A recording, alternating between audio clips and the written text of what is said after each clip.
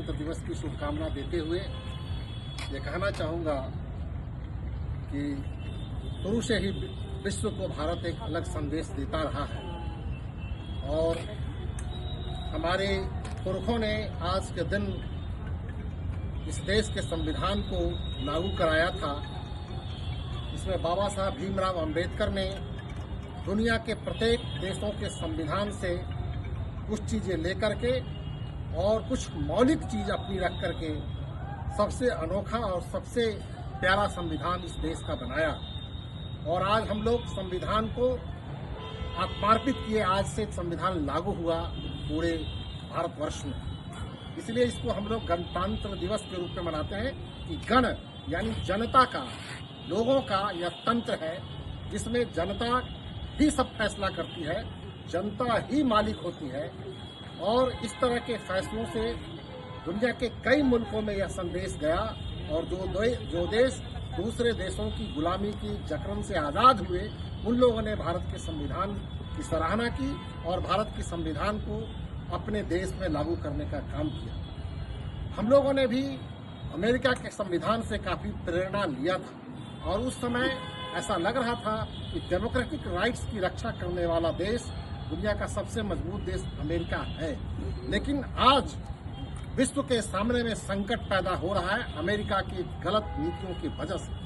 America के एक ऐसे तानाशाह के हाथ में हुकूमत चली गई है जो दूसरे देशों की लोकतांत्रिक प्रणाली को और दूसरे देश की अस्मिता को, दूसरे देश की फेडरल स्ट्रक्चर को एक बहुत गंभीर खतरा हो रहा है।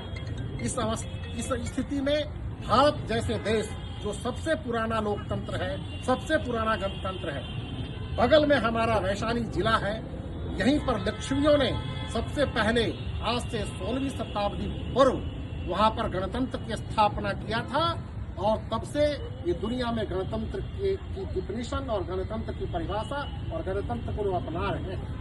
आज इस अवसर पर पूरे विश्व की जिम्मेदारी फिर से भारत के ऊपर में आई है कि हमने लोकतंत्र को बनाया, हमने गणतंत्र को बनाया और इस गणतंत्र की रक्षा करने के लिए विश्व का एक बहुत बड़ा बोझ हमको उठाना है। जब अमेरिका अपनी दादागिरी दिखा रहा है, चाहे वो वेनेजुएला हो, चाहे डेनमार्क हो, चाहे ईरान हो, चाहे वो यूक्रेन हो, इन सब जगहों पर अमेरिका और रूस की दादागिरी चल रही है और एक नया साम्राज्यवादी शक्ति चाइना भी हमारे सामने में आ गया है। और जो डेमोक्रेटिक राइट्स की रक्षा अमेरिका करता था, वह फिर से एक अपने आर्थिक साम्राज्यवाद को सभी देशों पर लागू करना चाहता है। टैक्स का डर दिखा करके दुनिया के कई मुल्कों की संप्रभुता पर एक करारा प्रहार कर रहा है। इससे मुखालफत करना भारत का कर्तव्य बनता है। हम भारत के राष्ट्रपति महोदय और भारत के प्रधानमंत्री महोदय से इस अवसर पर अपील करना चाहेंगे कि जिस तरह से हम लोगों ने अपनी अक्षुण्णता का रक्षा किया है, ठीक उसी तरह से छोटे छोटे जो गणतांत्रिक मूल्यों वाले देश हैं, उनकी भी संप्रभुता की रक्षा करना न सिर्फ अमेरिका, चाइना और रशिया के हाथों में है, बल्कि भारत भी एक महत्वपूर्ण शक्ति के रूप में आज उभरा है, तो हमारे हाथों में भी है।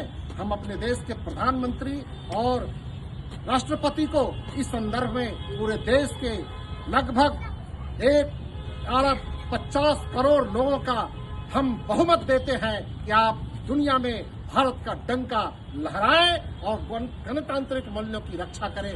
आज यही संकल्प हम लोग के लिए सबसे कामयाब चीज होगा। और जहां तक हमारे प्रसाद साहब ने समानता की बात की है, दुनिया आज फिर से एक बड़ी आर्थिक असमानता, आर्थिक गैर बराबरी के खाई में बंटता जा रहा है। 100 में 90 लोग बिल्कुल गरीब हैं और 10% लोग के हिस्से में दुनिया की तमाम 90% संपदा का एकाधिकार है। इसको चुनौती अगर कहीं से मिल सकती है तो भारत से मिल सकती है।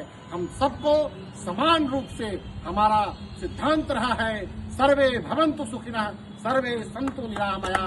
हम लोग सब लोग को समान दृष्टिकोण से देखते हैं, सब लोग के अच्छा होने की कल्पना करते हैं, सब लोग के अच्छे स्वास्थ्य की कामना करते हैं।